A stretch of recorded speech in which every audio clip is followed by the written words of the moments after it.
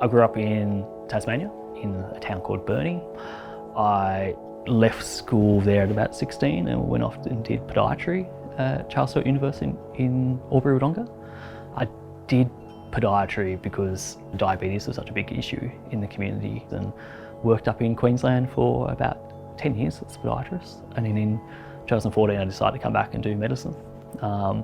And studied at Flinders University and then have been at the RA ever since. I'm the first Aboriginal emergency trainee in South Australia. Now I'm specialising in emergency medicine, so it's another 5 odd years of a specialist training program, and that will take me through being able to run an emergency department at the end. When I started off in health, one of my aunties said, yeah, that's your journey. We knew that was your journey. I was like, oh. So for me it was a surprise that I'd gotten there, but for family and community it was not that was expected.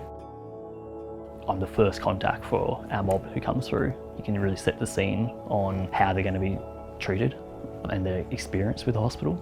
Being in the emergency department, having mob there as the doctors and nurses and health practitioners in the ED is, I think, it's the most important part of the hospital that we need to be right at the front when people come through the front door. It's a bit bittersweet when you get elders who tell you that this is the first time they've ever been treated by an Aboriginal doctor, and they thank you, and it's really nice in a way, but also just reminds me of how it's such an honour, and it's something that my grandparents would have never been able to do. There's multiple patients that come to mind when I think of the privilege of treating our community and looking after people.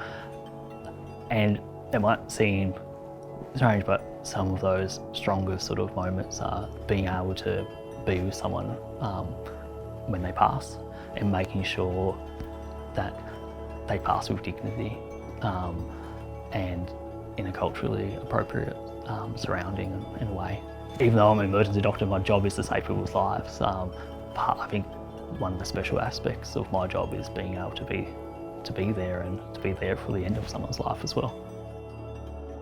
We can have career changes at whatever stage of your life. You can learn new things and take on new roles. If you've got a passion for something, it's actually quite easy when you actually really enjoy what you're doing, and if you've got a passion for it, the study is actually not a chore. I guess the doctor I want to be is the doctor that I would want my family being treated by. A doctor that puts their patients first, listens to their stories and believes them, and then works with the patient and their family to sort of get to the right outcome. I want to be that approachable doctor who you can talk to.